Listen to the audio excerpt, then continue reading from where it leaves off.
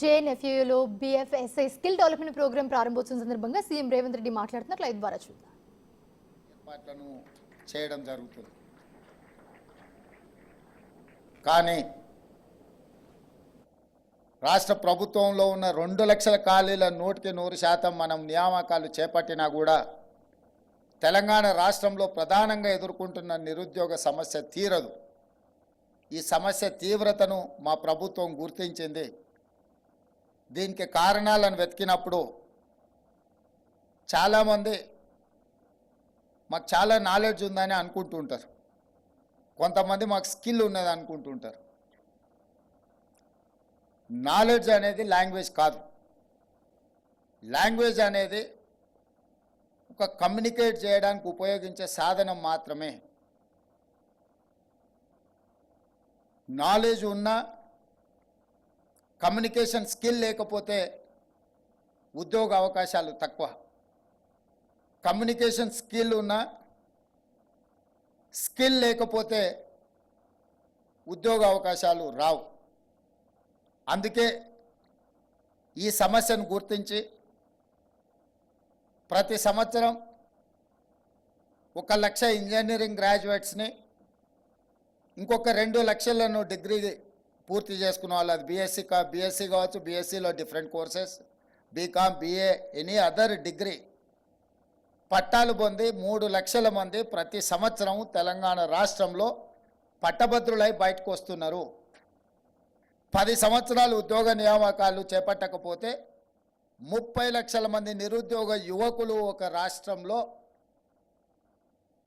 అన్నమో రామచంద్ర అని తిరగాల్సిన పరిస్థితులు. తెలంగాణ మధ్యతరగతి కుటుంబాలు చాలా ఎక్కువ.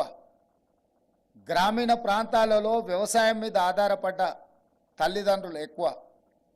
వాళ్ళందరూ కూడా వాళ్ళ పిల్లల్ని కష్టపడి, మేమన్నా చదువుకోలేకపోయినా మేము చదువుకున్న ఉద్యోగ అవకాశాలు రాలేదు, గ్రామాన్ని వ్యవసాయాన్ని నమ్ముకొని మేము ఇక్కడ ఉన్నాం, కనీసం మా పిల్లలైనా చదువుకొని పట్టభద్రులై డాక్టర్లుగానో, లాయర్లుగానో, ఇంజనీర్లుగానో, లేదా ఒక మంచి ఉద్యోగ అవకాశాలు పొంది వాళ్ళు బాగుపడాలి అని వాళ్ళు కష్టపడి చదివించిన తర్వాత పట్టాలు తీసుకొని బయటకు వస్తే మనం తీసుకున్న సర్టిఫికెట్కి మార్కెట్లో ఉన్న డిమాండ్కి పొంతన లేకుండా పోతుంది. దాంతో పరిశ్రమలకు సాంకేతిక నైపుణ్యం ఉన్నవాళ్ళు దొరకడం లేదు, డిగ్రీ సర్టిఫికెట్ ఉన్న వాళ్ళకు ఉద్యోగం దొరకడం లేదు. There is a gap between industry and unemployed youth. There is a gap between demand and supply. ఈ డిమాండ్ అండ్ సప్లైని మీట్ అవ్వాలన్నా, పరిశ్రమలకు అవసరమైన సాంకేతిక నైపుణ్యాన్ని పొందించాలన్నా మా ప్రభుత్వం బాధ్యత తీసుకోవాలని చెప్పి మా మంత్రివర్గంలో చర్చించి పరిశ్రమలకు సంబంధించిన వాళ్ళను పదే పదే సచివాలయానికి పిలిచి వాళ్ళతో మాట్లాడి సంప్రదించి మీకు ఎలాంటి వాళ్ళు కావాలి, మీకు ఎలాంటి వాళ్ళను మేము ట్రైన్ చేసి మీకు అందించగలము, అసలు మీ ఆలోచన ఏంది, మీ ఆలోచనకు తగ్గట్టుగా మా తెలంగాణ రాష్ట్ర ప్రభుత్వం మా తెలంగాణ యువతను, ముఖ్యంగా విద్యార్థులను తీర్చిదిద్ది మీకు అందించడానికి మేము సిద్ధంగా ఉన్నామని చెప్పి పరిశ్రమలకు సంబంధించిన వాళ్ళ ప్రతినిధులతో మాట్లాడడం జరిగింది. అందులో ప్రధానంగా బీఎఫ్ఎస్ఐ వాళ్ళను జనవరిలో వాళ్ళతో మాట్లాడి వాళ్ళు ఇచ్చిన ప్రతిపాదన నచ్చడం వల్ల జీసీసీ అంటే ఎక్కడైతే ఉద్యోగాలు ప్రైవేట్లో లక్షలాదిగా క్రియేట్ చేయగలమో ఆ సెక్టర్ను గుర్తించి బ్యాంకింగ్ విషయంలో కానీ, ఫైనాన్షియల్ సర్వీస్ విషయంలో కానీ, ఇన్సూరెన్స్ సైడ్ కానీ వాళ్ళకు అవసరమైన కోర్సెస్ కానీ వాళ్ళకి ట్రైనింగ్ ఇవ్వడానికే వాళ్ళతో చర్చించి ఒక ప్రణాళికను రూపొందించినము. ఆ ప్రణాళికలో భాగంగానే ఇప్పుడు కాలేజీలలో చేరుతున్న డిగ్రీ కాలేజ్ స్టూడెంట్స్ని కానీ, ఇంజనీరింగ్ గ్రాడ్యుయేట్స్ని కానీ వాళ్ళ యొక్క డిగ్రీ పట్టాలు పొందే క్రమంలోనే వాళ్ళకు శిక్షణను ఇవ్వాలి, నైపుణ్యాన్ని అందించాలి.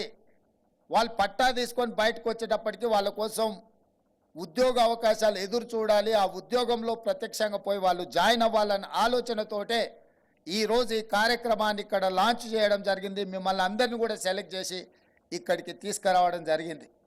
ఇది మీ కొద్ది మందిని ఉద్దేశించి అడ్రస్ చేయడానికి కాదు ఇక్కడ ఏర్పాటు చేసిన కార్యక్రమం. మీలాగా లక్షలాది మంది నిరుద్యోగ యువకులు పట్టాలు పొంది ఏం చెయ్యాలి అని ఆలోచన చేస్తున్న వాళ్లకు, వాళ్ళ ఇంటర్మీడియట్ కంప్లీట్ చేసుకొని డిగ్రీలో చేరే వాళ్లకు ఒక దశా దిశను నిర్దేశించడం కోసమే ఈ కార్యక్రమాన్ని ఏర్పాటు చేసి, మరి ఈ కార్యక్రమంలో మామూలు డిగ్రీలు చదువుకోవడానికి ఫీజులు కట్టుకోవడానికి మధ్యతరగతి కుటుంబాలు కష్టపడుతున్నప్పుడు వాళ్ళు శిక్షణ పొందడానికి అవసరమైన నిధుల విషయంలో కూడా ఆలోచన చేసి ఎక్విప్ సంస్థతో మాట్లాడి ఈ విద్యార్థులకు శిక్షణ ఇవ్వడానికి అవసరమైన ఖర్చులు కూడా ఇంకొక సంస్థతో మాట్లాడి వాళ్ళ కార్పొరేట్ సోషల్ రెస్పాన్సిబిలిటీ నుంచి ఫండ్స్ మొబిలైజ్ చేసి మీకు శిక్షణ అందించడానికి అవసరమైన నిధులను కూడా వాళ్ళే సమకూర్చి మీకు శిక్షణను ఇవ్వడానికి ముందుకు వచ్చిండ్రో మనస్ఫూర్తిగా మీరు వాళ్ళని అభినందించడానికి చప్పట్లు కొట్టాల్సిందిగా మిమ్మల్ని అందరినీ కోరుతున్నా.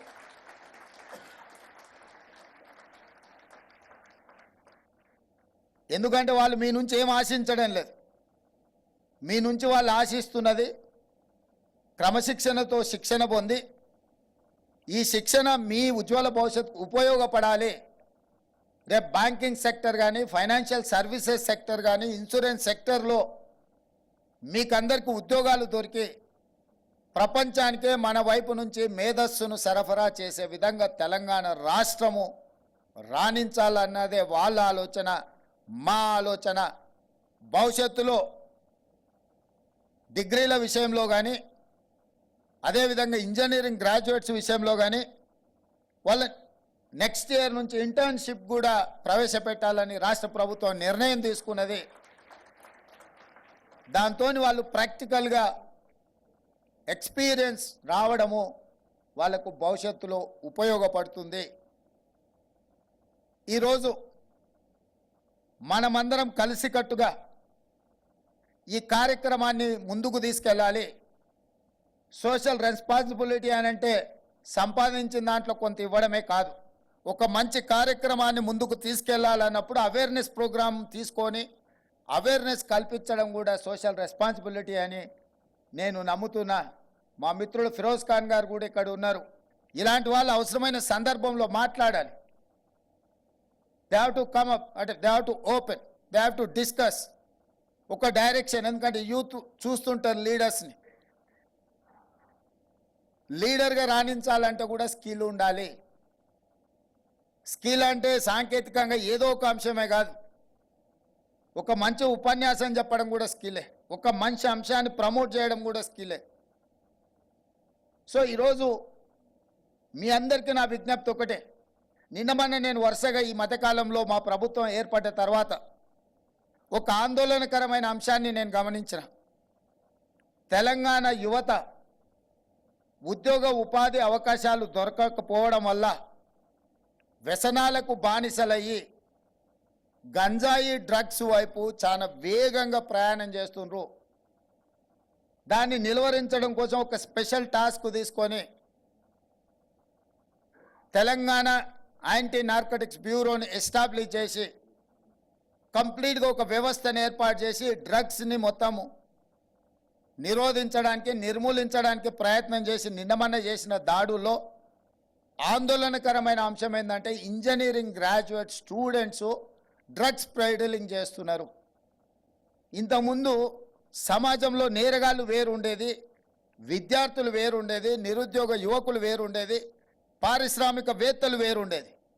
కానీ మధ్యకాలంలో మీరు కూడా పేపర్లలో చూస్తుండొచ్చు. Everyday I will get information from my department. ఆ డిపార్ట్మెంట్లో నేరగాళ్లకు సంబంధించిన వివరాలు నేను చూస్తున్నాను. ఈ మధ్య గంజాయి సేవించే వాళ్ళు కాదు, గంజాయి అమ్మే దాంట్లో కూడా engineering graduates are degree students ఉన్నారు అని అంటే ఇది తెలంగాణకు ప్రమాదం పొంచి ఉన్నది. ఇట్లనే పంజాబ్ రాష్ట్రం నిర్లక్ష్యం చేయడం వల్ల ఈరోజు పంజాబ్లో 60% జనాభా ఇట్లాంటి మాదక ద్రవ్యాల బారిన పడి ఆ రాష్ట్రము యువత నిర్వీర్యమయ్యే పరిస్థితి ఒక అలార్మింగ్ సిచ్యువేషన్ పంజాబ్లో ఈరోజు మన కళ్ళకు కట్టినట్టుగా కనిపిస్తుంది. నేను ఇక్కడికి వచ్చిన విద్యార్థులు నడుతున్న చాలా వరకు ఇక్కడ ఉన్న వాళ్ళందరూ మధ్యతరగతి గ్రామీణ ప్రాంతాల నుంచి వచ్చిన వాళ్ళే ఉన్నారని నేను అంటున్నా. మన రాష్ట్రాన్ని అట్లా గాలికి వదిలేద్దామా?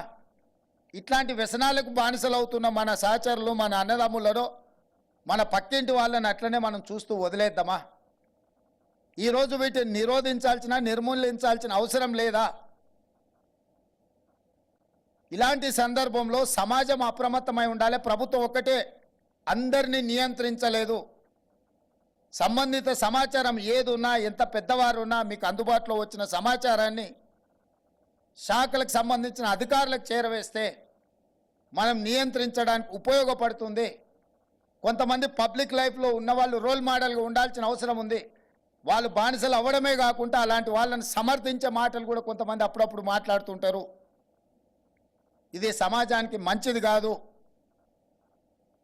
గత పాలకుల్లో కొంతమందికి వృత్తి నైపుణ్యం అంటే చైన్ స్నాచింగ్, లేకపోతే పిక్ ప్యాకెటింగ్, గంజాయి అమ్మడం కూడా వృత్తి నైపుణ్యం అనుకునే ప్రమాదం ఉంది. ఎందుకంటే వాళ్ళకున్న నాలెడ్జ్ అట్లాంటిదే. సో ఇవన్నీ కూడా తెలంగాణకు ప్రమాదకరం. ఇట్లాంటి విషయాలలో ప్రభుత్వం కఠినంగా ఉండాల్సిన అవసరం, బాధ్యత ఉన్నది. సహకరించి ఇలాంటి వాటిని నిలువరించడానికి మీ అందరూ కూడా ముందుకు రావాలి. ఇలాంటి వ్యసనాల వైపు యువత ప్రయాణించొద్దు అని అంటే చదువుకున్న వాడికి ఉద్యోగ ఉపాధి అవకాశాలు కల్పించాల్సిన అవసరం ఉన్నది. అలాంటి వాతావరణం కల్పించడం కోసమే తెలంగాణ రాష్ట్రంలో 1950లో మొదలుపెట్టిన ఐటీఐలు దాదాపుగా 2016 వరకు 65 ఐటీఐలు తెలంగాణలో ప్రవేశపెట్టారు. ఇంక్లూడింగ్ నాంపల్లి, మాజిద్ హుస్సేన్ గారు, మా ఫిరోజ్ ఖాన్ గారు ఈ ప్రాంతంలో Mallepally ITI is quite popular. ఒకప్పుడు కొన్ని లక్షలాది ఉద్యోగాలు సృష్టించింది. అక్కడ శిక్షణ ఇచ్చే సిలబస్కి, అక్కడ శిక్షణ పొందే వాళ్లకు బయటకు వస్తే వాటికి డిస్కనెక్ట్ అయిపోయింది, కనెక్షన్ తెగిపోయింది. అందుకే నేను ఆలోచన చేసి 65 ఐటీఐలను టాటా సంస్థతో మాట్లాడి వీటిని అప్గ్రేడ్ చేసి వీళ్ళ శిక్షణలో నైపుణ్యాన్ని పెంచి శిక్షణ ఇచ్చే ఇన్స్ట్రక్టర్కి మొదటనే శిక్షణ ఇవ్వడానికి ఒక అసెస్మెంట్ చేస్తే 2400 కోట్ల రూపాయల డిమాండ్ వచ్చింది. ఎందుకంటే రోబోస్ నుంచి ఇప్పుడున్న లేటెస్ట్ టెక్నాలజీని వాళ్ళకి ట్రైనింగ్ చేయడానికి, ఎక్విప్మెంట్ను కానీ ఎస్టాబ్లిష్మెంట్ చేయడానికి 2400 కోట్లు అవసరమైతే 2100 కోట్ల రూపాయలు టాటా ఇన్స్టిట్యూషన్ తెలంగాణ రాష్ట్ర ప్రభుత్వంతో కలిసి పనిచేయడానికి 84% టాటా ఇన్స్టిట్యూట్ ముందుకు వచ్చింది. Just 300 crores Telangana state government contribute చేసి ఈరోజు తెలంగాణ రాష్ట్రంలో పాత ఉన్న 65 కాకుండా ఇంకొక 10 మొత్తం కలిపి 75 ఐటీఐలను ఈరోజు ఏటీసీగా, అడ్వాన్స్డ్ టెక్నాలజీ సెంటర్స్గా అక్కడ శిక్షణ పొందిన ప్రతి వాడికి ఉద్యోగ భద్రత కల్పించే విధంగా దాన్ని అప్గ్రేడ్ చేయడానికి నాంపల్లిలోనే మొదటి పైలట్ ప్రాజెక్ట్ కింద తీసుకున్నాం. రాబోయే 2 సంవత్సరాలలో అన్ని ఐటీఐలను అడ్వాన్స్డ్ టెక్నాలజీ సెంటర్స్గా అప్గ్రేడ్ చేసి అందులో శిక్షణనిచ్చి ఉద్యోగ భద్రత కల్పించాలి అని చెప్పి ఈరోజు ప్రభుత్వం ముందుకు వచ్చింది.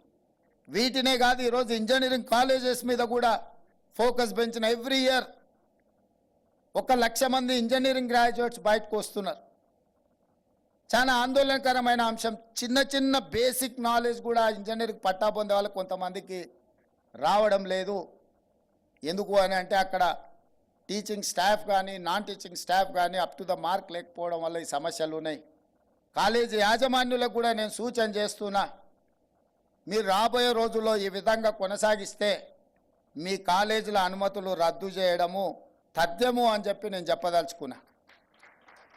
ఎందుకంటే ఒక ఇంజనీరింగ్ గ్రాడ్యుయేట్ సర్టిఫికేట్ తీసుకొని బయట వచ్చిన వాడు సామాన్యమైన పని చేయలేడు. వ్యవసాయం పని చేద్దామంటే నామూసి, ఊరికెళ్ళి తల్లిదండ్రులకు ఉద్యోగం రాలేదని మొహం చూపించడానికి, అయ్యో మా తల్లిదండ్రులు కష్టపడి మమ్మల్ని హైదరాబాద్కు పంపించి మంచి మంచి కోచింగ్ సెంటర్లలో మాకు శిక్షణ ఇచ్చిండ్రే, మేము అశోక్ నగర్లో లేకపోతే అమీర్పేట్లోనో దిల్సుఖ్ నగర్లోనో కోచింగ్ సెంటర్లలో శిక్షణ పొంది ఇప్పుడు ఉద్యోగం లేకుండా మళ్ళీ ఊరికి వెళ్ళడం ఏంది అని ఎక్కడ కాని పరిస్థితులు నిరుద్యోగ యువతకు ఈరోజు వచ్చింది. అందుకే పాలిటెక్నిక్ కాలేజెస్ను కూడా అప్గ్రేడ్ చేయండి. దానిపైన యంగ్ ఇండియా స్కిల్స్ యూనివర్సిటీ అని ఈరోజు తెలంగాణ రాష్ట్రంలో ఇండియాకి ఒక బెస్ట్ మోడల్ని ఇంట్రడ్యూస్ చేసినాం. ఇవాళ హైదరాబాద్గా దేశంలో కొన్ని ప్రధానమైన పట్టణాలు ఎందుకు మల్టీనేషనల్ కంపెనీలు ఇన్వెస్ట్మెంట్స్ వస్తున్నాయంటే జస్ట్ బికాస్ ఆఫ్ అక్కడ ఉండే ఇన్స్టిట్యూషన్స్. ఇవాళ Hyderabad brand is ISB, IIIT, NALSAR university, JNTU university, Osmania university. ఈ యూనివర్సిటీస్ మన దగ్గర ఉన్నాయి కాబట్టి చాలామంది ఇక్కడ నుంచి వచ్చే విద్యార్థులకు ఆ క్వాలిఫికేషన్, ఆ క్వాలిటీ ఉన్నది కాబట్టి ఇక్కడికి చాలా మల్టీనేషనల్ కంపెనీస్ వస్తున్నాయి, ఇన్వెస్ట్మెంట్ చేస్తున్నాయి. సో ఈరోజు హైదరాబాద్ని ఒక ఎడ్యుకేషనల్ హబ్గా క్రియేట్ చేయాలా, టెక్నికల్గా ఎంపవర్ చేయాలి అనేది మా ఆలోచన. ఈరోజు ఐటీ సెక్టర్ కానీ ఫార్మా సెక్టర్ కానీ మన దగ్గర ఉందంటే 1965లోనే ఆనాడు జవహర్లాల్ నెహ్రూ, ఇందిరాగాంధీ గారు IDPL ఫార్మా లిమిటెడ్ని ఇక్కడ పెట్టింది కాబట్టి అందులో ఉద్యోగస్తులు, అందులో రీసెర్చ్ చేయడం వల్ల అక్కడి నుంచి వచ్చిన సంస్థలే SOL, Reddy labs, Aurobindo, hetero ఇట్లాంటి సంస్థలన్నీ కూడా వచ్చి ఈరోజు ప్రపంచంలో ఈ దేశంలో 4 కోవిడ్ వ్యాక్సిన్స్ కనిపెడితే 3 హైదరాబాద్ నుంచి మనం ఇవ్వగలిగినాం. 35% of bulk drugs our contribution is there. Hyderabad is the place for bulk drugs. Our contribution is 35%. IT సెక్టర్లో Silicon Valley we are the lead partners. Silicon వ్యాలీలో వెళ్తే అమీర్పేట్ చౌరస్తాలో మనం మాట్లాడుకున్నట్టుగానే ఉంటారు. చాలామంది అక్కడ ఉండే వాళ్ళంతా తెలుగు మాట్లాడుకుంటుంటే you don't find difference between Hyderabad and silicon valley. ఎందుకు ఇంత అంటే మన దగ్గర వచ్చిన ఒక ఐటీ విప్లవం మనకు ఆ ఉద్యోగ ఉపాధి అవకాశాలు కల్పించింది. ఎడ్యుకేషనల్ హబ్స్ ఈరోజు హైదరాబాద్ని గుర్తించడానికి ఐఎస్బి ఒక కారణం, IIIT ఒక కారణం, నల్సార్ యూనివర్సిటీ ఒక కారణం. ఇవాళంతా అట్లాంటి ఇన్స్టిట్యూట్స్ మనకు అవసరం ఉన్నది.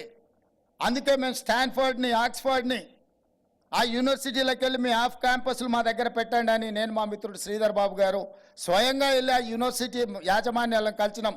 గోయింగ్ ఫార్వర్డ్ కొన్ని మంచి యూనివర్సిటీస్ తెలంగాణ, హైదరాబాద్లో తీసుకురావడానికి ప్రయత్నం చేస్తున్నాం. ఎందుకంటే Hyderabad brand image has to improve. We have to కాంపిటేట్ with the world, not with Andhra Pradesh are Bengaluru are Chennai or any other city of in India. ప్రపంచంతోనే పోటీ పడాలనేది మన లక్ష్యం. ఎంతసేపు నా పక్కూరోడి మీద, పక్కింటోడి మీద ఎందుకయ్యా మనకు? మనం ప్రపంచంతో పోటీ పడగలిగిన శక్తి, యువత మన దగ్గర ఉన్నారు. వాళ్ళని స్ట్రీమ్లైన్ చేయడమే పాలకుల యొక్క బాధ్యత. జస్ట్ వాళ్ళని ఒక మెయిన్ స్ట్రీమ్లోకి పట్టుకొస్తే అవర్ జాబ్ ఈజ్ ఓవర్. ఒకప్పుడు ఎడ్యుకేషన్ అండ్ అగ్రికల్చర్ రెవల్యూషన్ వచ్చింది. ఇండస్ట్రియల్ రెవల్యూషన్ కొంత లేట్ అయింది ఇండియా అందుకోవడంలో. ఐటీ రెవల్యూషన్లో మనం కొంత ముందున్నాం కాబట్టి ఈరోజు ఆ సెక్టర్లో మనం రాణించగలిగినాము. ఈరోజు స్కిల్ రెవల్యూషన్లో మనం ముందు ఉండాలి. ఎందుకంటే more than 50% population is youth. 50% పైగా యువత ఉన్న దేశము భారతదేశము. ఈ దేశానికి లేనిదల్లా సాంకేతిక నైపుణ్యమే. ఆ సాంకేతిక నైపుణ్యాన్ని అందించడానికి హైదరాబాదే ఒక హబ్గా కావాలి. హైదరాబాదే అల్టిమేట్ డెస్టినీ కావాలి. హైదరాబాదే విశ్వ నగరంగా మారాలి.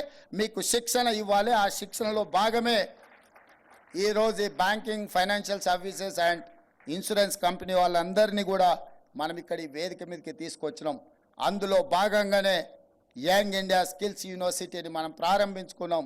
దానికి మనం మా గవర్నమెంట్ నుంచి ఉండకుండా సక్సెస్ స్టోరీ ఉన్న Anand Mahindra vehicles automobile industry మీకు అందరు తెలుసు. పిల్లలందరు గ్రామాలలో ఎక్కడ చూసినా మహేంద్ర వెహికల్స్ ఉంటాయి. ఆ గ్రూప్ ఆఫ్ కంపెనీ చైర్మనే మన young India skills university chairperson కింద మనం రిక్వెస్ట్ చేసి అతన్ని అపాయింట్ చేసినాం. ఆ బోర్డులో డైరెక్టర్స్ అందరు కూడా రెడ్డి ల్యాబ్స్ నుంచి, అదానీ గ్రూప్స్ నుంచి, BFSI నుంచి రకరకాల సక్సెస్ స్టోరీ ఉన్న కంపెనీల యజమానులనే ఆ యూనివర్సిటీ బోర్డులో డైరెక్టర్స్గా పెట్టినాము. రాష్ట్ర ప్రభుత్వం కేవలం ఫెసిలిటేటర్గా మాత్రమే ఉండదలుచుకున్నది. దానికి కార్పస్ ఫండ్ క్రియేట్ చేయడానికి నేను సెక్రటేరియట్కి ఒక 70 మందిని పిలిస్తే 65 మంది పారిశ్రామికవేత్తలు ముందుకు వచ్చారు. దాదాపు ఒక 300 కోట్ల రూపాయల కార్పస్ ఫండ్ ఆ యూనివర్సిటీని రన్ చేయడానికి. నా తెలిసి ఇక్కడనే జేఎన్టీ ఫైనాన్స్ కాలేజ్ ప్రిన్సిపాల్ గారు ఉన్నారు. వాళ్ళకు ఒక 10 లక్షల రూపాయల కాలేజ్ నడపడానికి ఉన్న ఆ ఫైల్ తిరిగి వచ్చే వరకల్లా, ఆ ఫైల్ వెనక్కి వచ్చే వరకల్లా వాళ్ళ అవసరాలు ₹1 కోటి పెరుగుతాయి. అంటే ప్రభుత్వంలో ఉన్న విధానాలు కొన్ని, బడ్జెట్ ఇవ్వాలన్నా నిధులు రావాలన్నా చాలా సమయం పడుతుంది. అది కూడా ఒక రకంగా మన సాంకేతిక నైపుణ్యాన్ని పెంపొందించుకోవడానికి ఇబ్బంది పడుతుంది, ఇబ్బంది పెడుతుంది. ఉస్మానియా యూనివర్సిటీకి వెళ్ళి చూడండి, అక్కడ ఏం చేద్దామన్నా అక్కడ ఉన్న పరిస్థితులు వాళ్ళకి చదువుకునే దానికంటే అక్కడ ఉండే సమస్యల మీద దృష్టి పెట్టడానికే ఎక్కువ సమయం వృధా అవుతుంది. అందుకే వీటన్నిటిని ఆలోచన చేసి ఒక 500 crores corpus fund young India skills యూనివర్సిటీకి క్రియేట్ చేసి బ్యాంకులో పెడితే ఆ ఉండే మేనేజ్మెంటే, ఆ బోర్డ్ ఆఫ్ డైరెక్టర్స్ వాళ్ళే డిసైడ్ చేసుకుంటారు. వాళ్ళకి ఒక 10 కోట్లు కావాలంటే ఒక సంతకం పెట్టుకుంటే, బోర్డు రెజల్యూషన్ చేసుకుంటే వాళ్ళు ఆన్ ద స్పాట్ వాళ్ళ డబ్బులు తీసుకొని వాళ్ళకి కావాల్సిన సిలబస్ ప్రిపేర్ చేసుకోవడానికి కానీ, ఎప్పటికప్పుడు సిలబస్ అప్గ్రేడ్ చేసుకోవడానికి కానీ ఉపయోగపడే విధంగా ఈరోజు మనం తీర్చిదిద్దినాం. ఇదే కాదు, మన ఒలింపిక్స్లో చూసి రోజు టీవీలు చూడడం, ఆ దేశం ఈ దేశం మెడల్స్ కొట్టింది అనడం తప్ప మనకు ఒక మెడల్ అని వచ్చింది ఆ ఒలింపిక్స్లో. మిత్రులారా, సౌత్ కొరియా చిన్న 4-5 కోట్ల జనాభా ఉండే దేశం. నేను సియోల్ పోయినామన్నా, ఒక యూనివర్సిటీకి పోయినా, సౌత్ కొరియన్ స్పోర్ట్స్ యూనివర్సిటీ అని ఒక యూనివర్సిటీకి పోయినా.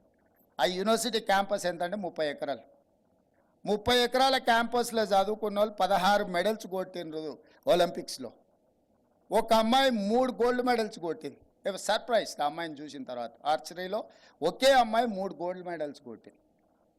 సౌత్ కొరియా లాంటి చిన్న దేశం 32 మెడల్స్ ఒలింపిక్స్లో కొట్టి, ఒక యూనివర్సిటీ అక్కడ ఉండే 30 ఎకరాల యూనివర్సిటీలో చదువుకున్న విద్యార్థులు 16 మెడల్స్ కొట్టారు, ఒక అమ్మాయి 3 మెడల్స్ కొట్టారు. కానీ 140 కోట్ల జనాభా ఉన్న మన భారతదేశం నుంచి ఒక్క మెడల్ కూడా గోల్డ్ మెడల్ సాధించలేదంటే ఇది మన అందరికీ ఐ ఓపెనర్. ఇంతకుమించి నేనేం కామెంట్ చేయదలుచుకోలేదు బీయింగ్ అనే చీఫ్ మినిస్టర్, కానీ ఇది మనకు ఐ ఓపెనర్ కావాలి. అందుకే యంగ్ ఇండియా స్కిల్స్ యూనివర్సిటీతో పాటు యంగ్ ఇండియా స్పోర్ట్స్ యూనివర్సిటీని మొదలు పెట్టాలి. మన యూత్ని క్రీడాకారులుగా తీర్చిదిద్దాలన్న ఆలోచనతోని నాట్ ఓన్లీ స్పోర్ట్స్ యూనివర్సిటీ, వాళ్లకు అకాడమీస్ కూడా, ఎవరికైతే శిక్షణ పొందాలని దేశంలో ఒలింపిక్స్కో నేషనల్ గేమ్స్కో కాంపిటీట్ చేయాలనుకున్న వాళ్ళకు 100% ఉచితంగా వాళ్ళకు అన్ని వసతులు ఏర్పాటు చేసి వాళ్ళని తయారు చేయాల్సిన బాధ్యత మన మీద ఉంది. రాబోయే 1 yearలో యంగ్ ఇండియా స్పోర్ట్స్ యూనివర్సిటీతో పాటు యంగ్ ఇండియా అకాడమీని స్టార్ట్ చేసి, ఒక గోపీచంద్ అకాడమీలో నుంచి చాలామంది మెడల్స్ సాధించారు. ఒక ఇండివిజువల్, ఒక పర్సన్ అతను అంత చేయగలిగినప్పుడు రాష్ట్ర ప్రభుత్వం మన దగ్గర ఎంత శక్తి ఉంది. కాకపోతే మనకు ఫోకస్ లేదు. అందుకే ఈ ప్రభుత్వం ఆ దిశగా యువతను దృష్టిలో పెట్టుకొని ఓల్డేజ్ పెన్షన్స్ ఇవ్వడం, షాదీ ముబారక్, కళ్యాణ లక్ష్మి చెక్కులు ఇవ్వడం, ఇదంతా పార్ట్ ఆఫ్ వెల్ఫేర్. అదేం పెద్ద గొప్ప విషయం కాదు. పోయిన ముఖ్యమంత్రి 1000 ఇస్తే నేను వచ్చినాక 2000 ఇచ్చిన, ఇంకొక ఆయన వస్తే 4000 ఇస్తాడు. షాదీ ముబారక్, కళ్యాణ లక్ష్మిలో అంతకుముందు 1,00,000 ఇస్తే వచ్చేసారి 2 లక్షలు ఇస్తాం. ఇదేం పెద్ద ఇన్నోవేటివ్ థింకింగ్ ఏం కాదు. ఓరు ఇందిరామ ఇల్లు అనొచ్చు, ఇంకొక ఆయన డబుల్ బెడ్రూమ్ ఇల్లు అనొచ్చు. ఏముంది దీంట్లో? ఇది కాదు యాక్చువల్గా గవర్నమెంట్ ఫోకస్ పెట్టాల్సిందే. Any government, state or central or whatever it is, స్కిల్స్ని ఇంప్రూవ్ చేయాల్సిన అవసరం ఉంది. యూత్కి ఎంప్లాయ్మెంట్ క్రియేట్ చేయాల్సిన అవసరం ఉంది. యూత్ని ఎంపవర్ చేయాల్సిన అవసరం ఉంది. యూత్కి ఒక డైరెక్షన్ ఇవ్వాల్సిన అవసరం ఉంది. ఆ కార్యక్రమాన్ని తెలంగాణ రాష్ట్ర ప్రభుత్వం తీసుకుంటుందని మీకు నేను మాట ఇస్తున్నా. నమ్మకంగా ఈ ప్రభుత్వం తీసుకుంటున్న కార్యక్రమాలను ముందుకు తీసుకెళ్ళండి. తెలంగాణ యువతను తీర్చిదిద్దడంలో మా రాష్ట్ర ప్రభుత్వం అలుపెరగని విధంగా పనిచేస్తుంది. తప్పకుండా రాబోయే రోజుల్లో తెలంగాణ రాష్ట్రమే ఈ దేశానికి ఒక రోల్ మోడల్గా తీర్చిదిద్దుతాం. $1 trillion ఎకానమీని, తెలంగాణ రాష్ట్రాన్ని నిలబెట్టే బాధ్యత మాది.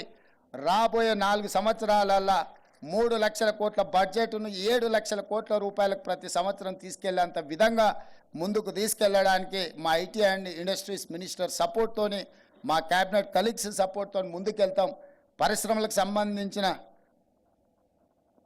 భాగస్వాములకు ఇక్కడికి వచ్చేసిన నిరుద్యోగ యువకులకు అందరికీ కూడా మళ్ళొకసారి అభినందనలు తెలియజేస్తూ తప్పకుండా రాష్ట్ర ప్రభుత్వం స్కిల్ డెవలప్మెంట్కి మొదటి ప్రాధాన్యత ఇస్తుంది. మీరందరూ కూడా వాటిని వినియోగించుకోండి. రాని మీ ఫ్రెండ్స్కి కూడా మీరు చెప్పండి. రొటీన్గా అప్ టు 10th తర్వాత ఇంటర్ తర్వాత డిగ్రీ లేకపోతే ఇంజనీరింగ్ చదివిన లాస్ట్కు నిరుద్యోగులకు మిగిలిపోయినాం అన్నట్టు కాకుండా, తల్లిదండ్రులకు భారం అసలే కాకుండా మీరు జీవితంలో రాణించాలి అని చెప్పి జీవితంలో గొప్ప వ్యక్తులుగా చివరిగా ఒక్క మాట చెప్పదలుచుకున్నాను. నేను వరల్డ్ బ్యాంక్ చైర్మన్ కలిసిన నేను యుఎస్ పోయినప్పుడు అతనితో తెలంగాణ స్టేట్కి ఏం కావాలనో కొన్ని విషయాలు మాట్లాడితే అతను హైదరాబాద్లో ఆ గల్లి ఎట్లుంది ఈ గల్లి ఎట్లుంది అని అడగడం మొదలుపెట్టాడు. మీకెట్లా తెలిసారని అంటే నేను హైదరాబాద్ పబ్లిక్ స్కూల్ స్టూడెంట్ని, హైదరాబాద్లో చదువుకున్నా అని చెప్పిన సర్ప్రైజ్. వరల్డ్ బ్యాంక్ ప్రెసిడెంట్గా ఉన్న అజయ్ బంగా ఈ స్టడీడ్ ఇన్ హైదరాబాద్. ఆ తర్వాత ఆయన ఇంకా ముగ్గురిని నాకు కనెక్ట్ చేసిండు. సత్య నాదెల్లా, అతను ఎవరో మీకు తెలుసు, నేను చెప్పాల్సిన పని లేదు. శంతను నారాయణ్, ప్రేమ్జీ. ఈరోజు ప్రపంచంలో ఉండే పెద్ద కంపెనీలకు ఈ నలుగురు సీఈఓలు, ప్రపంచాన్ని లీడ్ చేస్తున్న వాళ్ళు. ఈ నలుగురికి నలుగురు హైదరాబాద్ పబ్లిక్ స్కూల్లో మన హైదరాబాద్లో చదువుకున్న వాళ్ళు. అంటే ఆ రోజు హైదరాబాద్ పబ్లిక్ స్కూల్ ఫౌండేషన్ ఈరోజు ప్రపంచాన్ని నడిపిస్తున్న సంస్థలకు సీఈఓలుగా ఇక్కడ మనం చదువుకున్న విద్యార్థులు ఉన్నారు. వాళ్ళు నన్ను అడిగిన ఒకే ఒక్క మాట, మేము చదువుకున్నాం, మేము హైదరాబాద్తోని ఈ స్థాయికి వచ్చినాం, మేము ఏమైనా చేయాలనుకుంటున్నాము అని వాళ్ళు మాట్లాడినరు. వాళ్ళందరినీ డిసెంబర్లో హైదరాబాద్ నగరానికి పర్యటనకు వచ్చి వాళ్ళ వైపు నుంచి సపోర్ట్ తీసుకొని స్కిల్ యూనివర్సిటీస్ నుంచి మొదలు పెడితే అదర్ ఇన్వెస్ట్మెంట్ యాంగిల్లో కూడా వాళ్ళు చేయగలిగిన సహాయాన్ని చేయండి అని వాళ్ళని అడిగిన హైదరాబాద్ నుంచి వచ్చిన వాళ్ళను మనం హక్కున చేర్చుకోవాలి. ఎదిగిన వాళ్ళను ఆహ్వానించి మన రాష్ట్రాన్ని ముందుకు నడిపించడానికి వాళ్ళ నైపుణ్యాన్ని ఉపయోగించుకోవాలని కూడా మీ అందరికి తెలియజేస్తూ సెలవు తీసుకుంటాం మిత్రులారా. Thank you very much, sir, for your